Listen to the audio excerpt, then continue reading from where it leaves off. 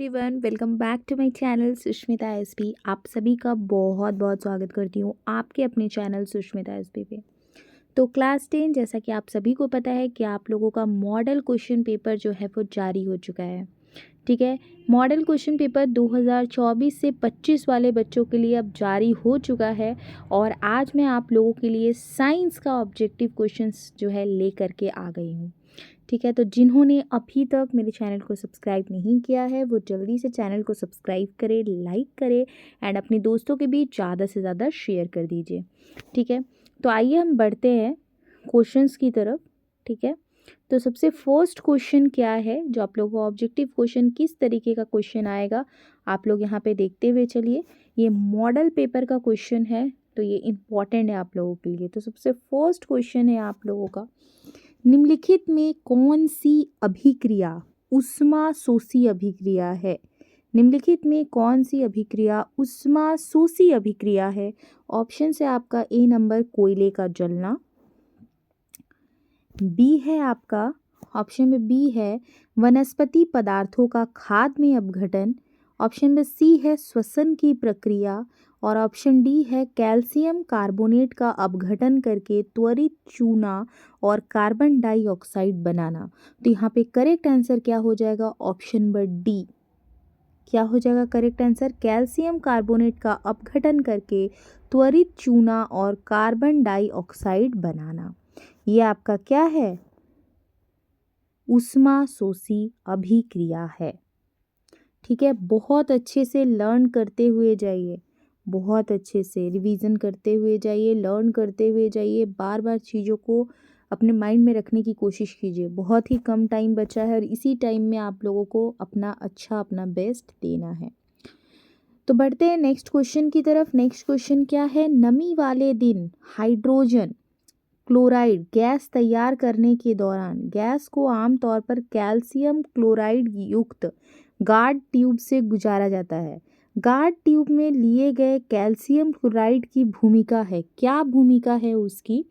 तो यहाँ पे ऑप्शन है उत्सर्जित गैस को अवशोषित करना, बी है गैस को नम करना, सी है गैस से नमी को अवशोषित करना और डी है उत्सर्जित गैस से क्लोरीन आयनों को अवशोषित करना।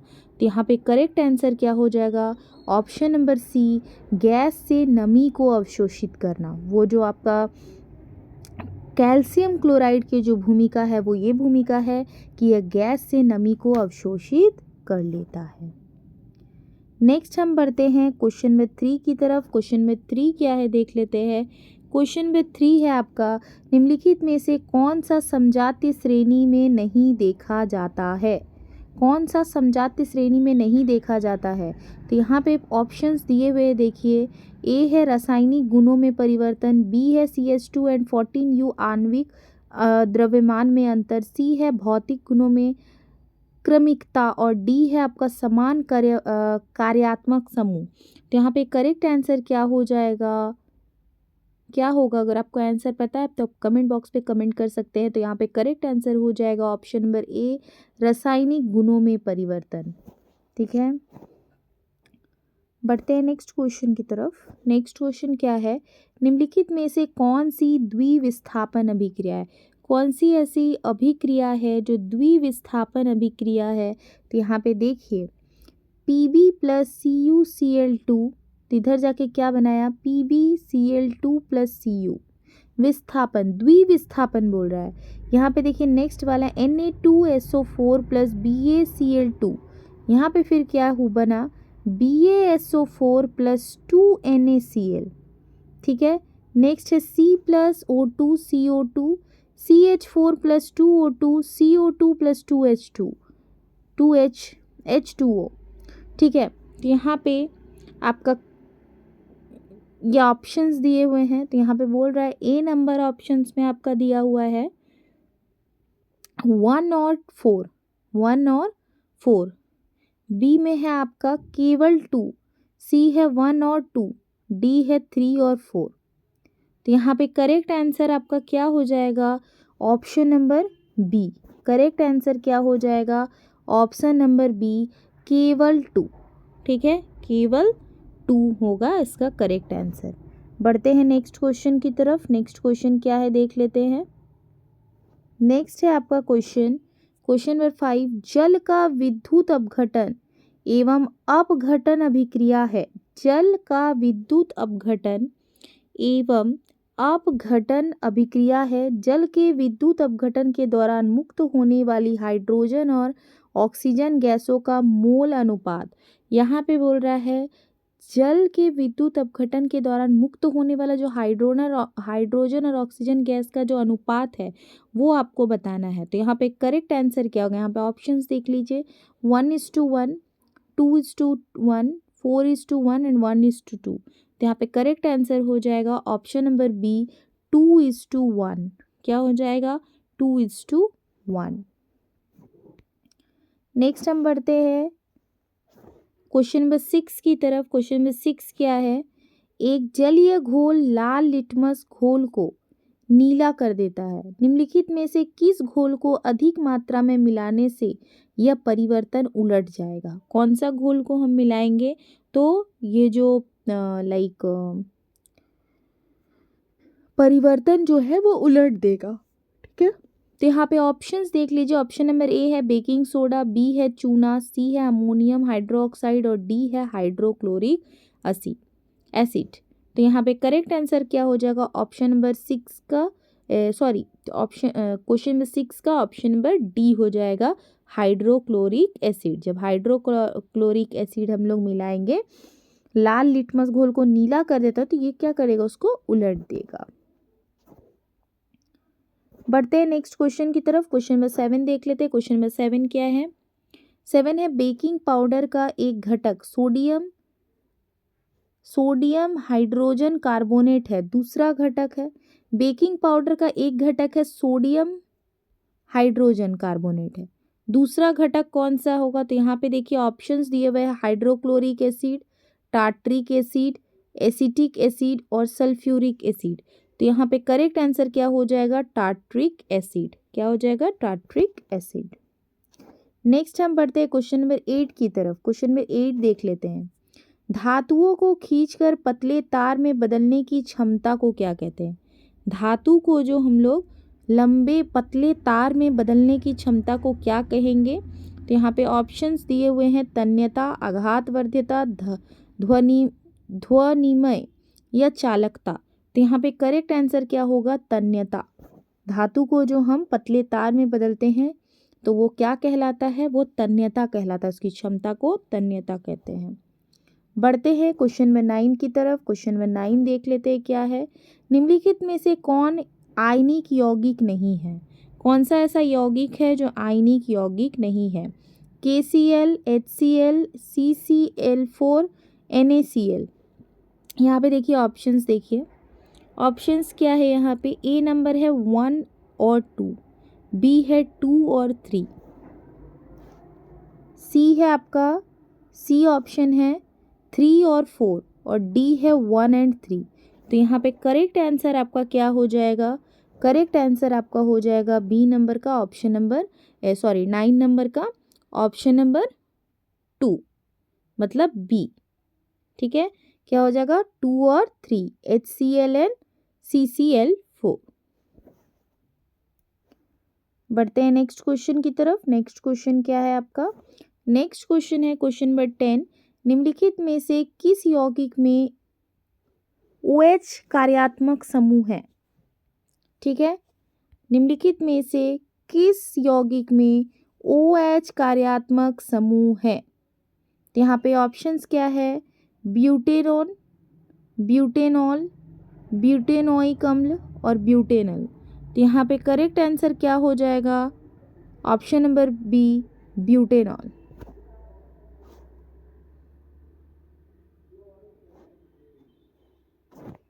इलेवन नंबर देखिए, यौगिक CH3CH2CHO का नाम है। क्या नाम है इसका, CH3 है, CH2 है, CHO है, इसका नाम क्या है।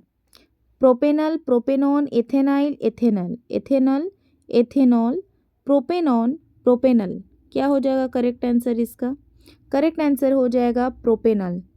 ठीक है, जितने भी क्वेश्चंस आप कर रहे हैं बहुत अच्छे से सोच समझ के आंसर दीजिएगा। एग्ज़ाम के टाइम बिल्कुल भी हड़बड़ाना नहीं है। और ये जो मॉडल पेपर है इसको सॉल्व करने का कोशिश कीजिए, इसको भी अच्छे से देखिए, अच्छे से पढ़ लीजिए। क्वेश्चन नंबर 12, आहार नली के किस भाग में भोजन का अंतिम पाचन होता है? ठीक है, अब यहाँ पे बोल रहा है 12 नंबर में, आहार नली के किस भाग में भोजन का अंतिम पाचन होता है? अंतिम पाचन कहाँ पे होता है बताइए। यहाँ पे क्वेश्चन का आंसर जो है मतलब लाइक ऑप्शंस दिया है, आमाशय, मुख, गुहा, बड़ी आंत, छोटी आंत। अंतिम जो पचाने का कार्य होता है वो कहाँ पे होता है? तो यहाँ पे करेक्ट आंसर क्या हो जाएगा, कहाँ पे होगा अंतिम पचाने का कार्य? डी नंबर, छोटी आंत में होता है वो। ठीक है, कहाँ पे होता है? छोटी आंत में होता है। पढ़ते हैं नेक्स्ट क्वेश्चन की तरफ। 13 नंबर में क्या है? श्वसन के दौरान गैसों का आदान प्रदान यहाँ होता है। श्वसन के दौरान गैसों का आदान प्रदान कहाँ पे होता है? ऑप्शंस है श्वसन नली और स्वर यंत्र, फेफड़ों के एलिवियोली और गले और स्वर यंत्र। तो यहाँ पे करेक्ट आंसर क्या हो जाएगा? ऑप्शन नंबर बी, फेफड़ों के एलिवियोली में। कहाँ पे होता है? फेफड़ों के एलिवियोली में। बढ़ते हैं क्वेश्चन नंबर 14 की तरफ। क्वेश्चन नंबर 14 देख लो क्या है। क्वेश्चन नंबर 14 है, मस्तिष्क के बारे में निम्नलिखित में से कौन सा कथन सत्य है?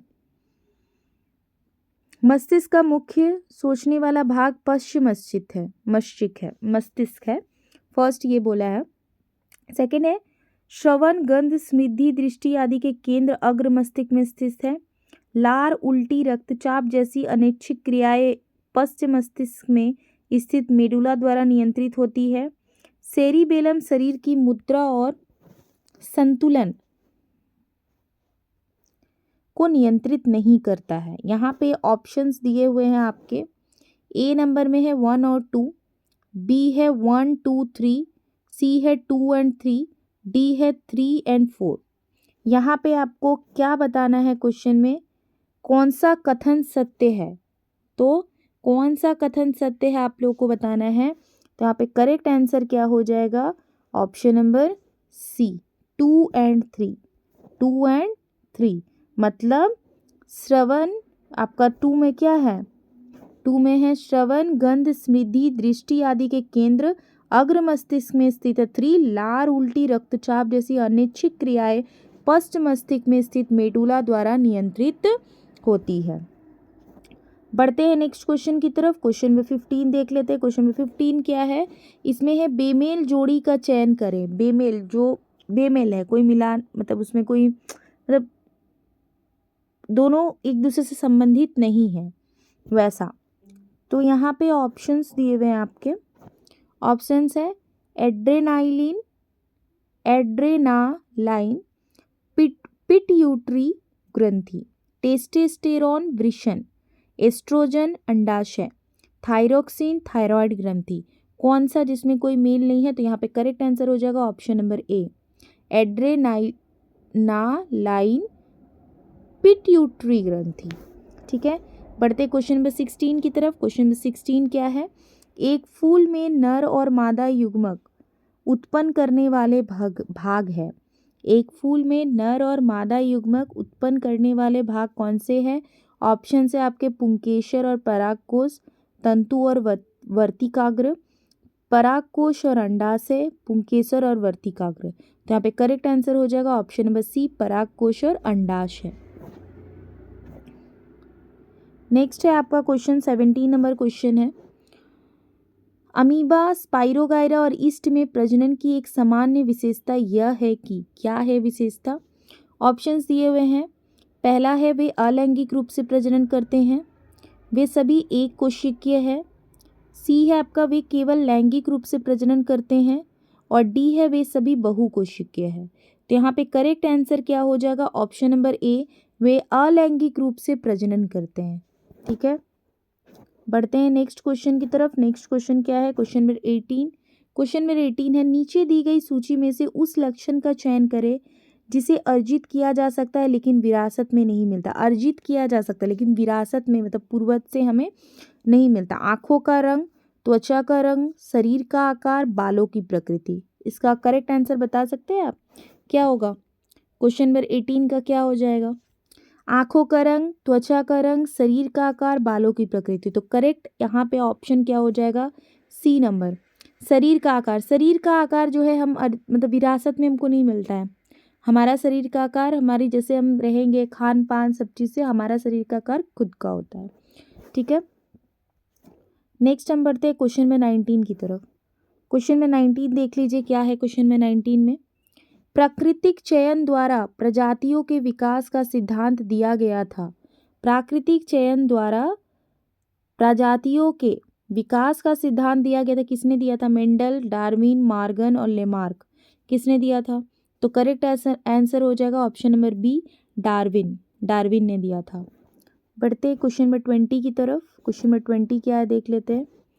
क्वेश्चन नंबर 20 देखिए, निम्नलिखित में से कौन सा कथन सत्य है? कौन सा कथन जो है वो सही है?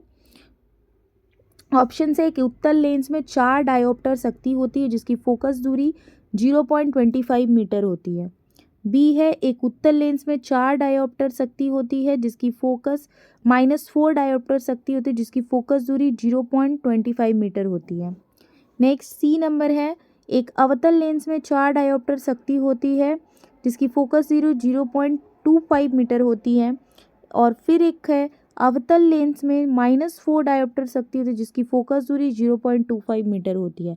यहाँ पे आपको कौन सा कथन सत्य है वो बताना। तो यहाँ पे करेक्ट आंसर क्या हो जाएगा? ऑप्शन नंबर ए, एक उत्तल लेंस में 4 डायोप्टर शक्ति होती है जिसकी फोकस दूरी 0.25 मीटर होती है।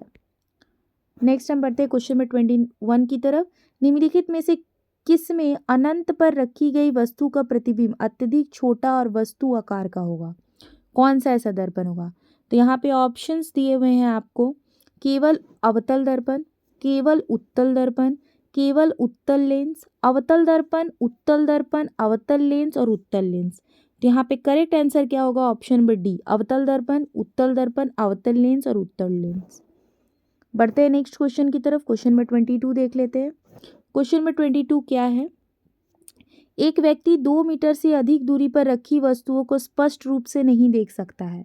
इस दोष को निम्न क्षमता के लेंस का उपयोग करके ठीक किया जा सकता है। अब देख लीजिए क्या है। ऑप्शंस है यहाँ पे +0.5D, -0.5D, +0.2D and -0.2D। तो यहाँ पे करेक्ट आंसर क्या हो जाएगा? करेक्ट आंसर होगा -0.5D। क्या हो जाएगा? -0.5D। अब बढ़ते हैं नेक्स्ट क्वेश्चन की तरफ। नेक्स्ट क्वेश्चन क्या है? 23 नंबर। प्रकाश की निम्नलिखित में से कौन सी घटना इंद्रधनुष के निर्माण में शामिल है? इंद्रधनुष के निर्माण में कौन सी घटना शामिल है? ऑप्शन ए है परावर्तन, अपवर्तन और विक्षेपण। बी है अपवर्तन, विक्षेपण और पूर्ण आंतरिक परावर्तन।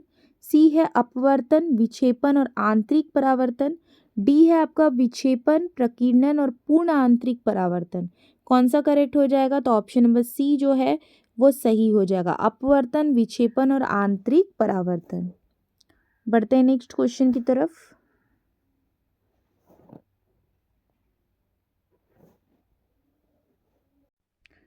नेक्स्ट क्वेश्चन जो है क्वेश्चन नंबर 24 है आपका। 24 में क्या है? 1/5 ओम वाले 5 प्रतिरोधों का उपयोग करके कौन सा न्यूनतम प्रतिरोध बनाया जा सकता है? तो 1/5 ओम वाले 5 प्रतिरोधकों का प्रयोग करके कौन सा न्यूनतम प्रतिरोध बनाया जाता है? तो आप लोगों को फॉर्मूला पता होगा ना? फॉर्मूला आप लोगों को पता है ना? फॉर्मूला आप सभी को पता है कि 1/r का फॉर्मूला क्या होता है?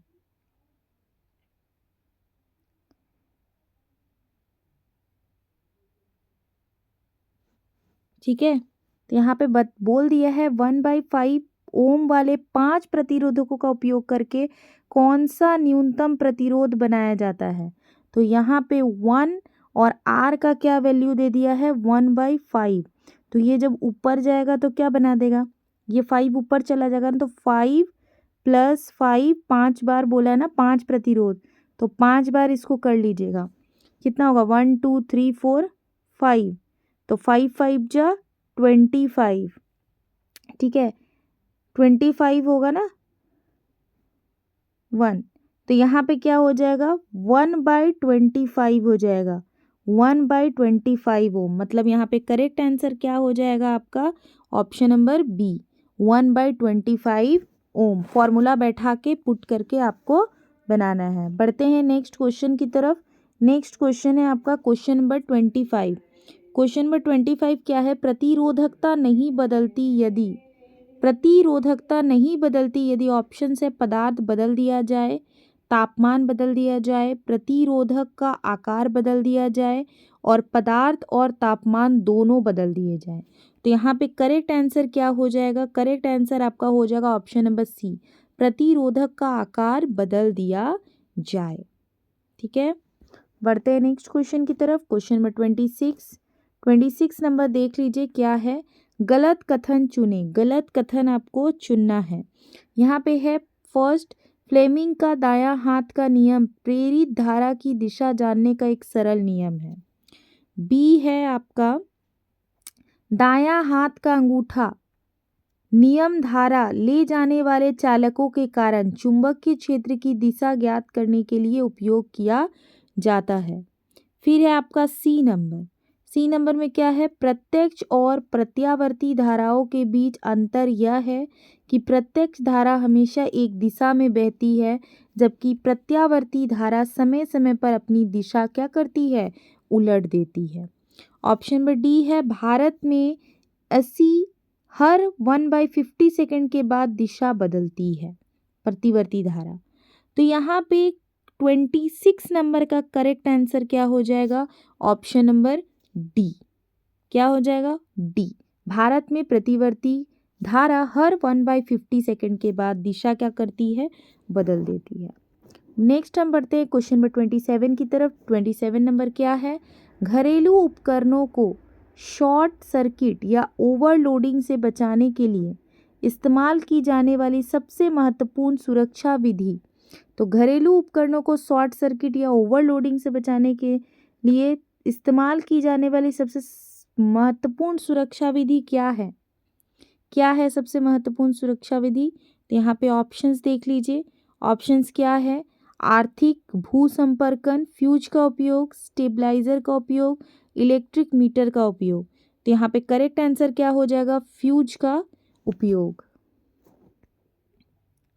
नेक्स्ट हम बढ़ते हैं क्वेश्चन नंबर 28 की तरफ। क्वेश्चन नंबर 28 क्या है, जल विद्युत संयंत्र में, जल विद्युत संयंत्र में क्या है, ऑप्शंस है, संग्रहित जल की स्थितिज ऊर्जा को विद्युत में परिवर्तित किया जाता है, संग्रहित जल की गतिज ऊर्जा को स्थितिज ऊर्जा में परिवर्तित किया जाता है, सी है आपका जल से विद्युत निकाली जाती है, और डी है आपका विद्युत उत्पन्न करने के लिए जल को भाप में परिवर्तित किया जाता है।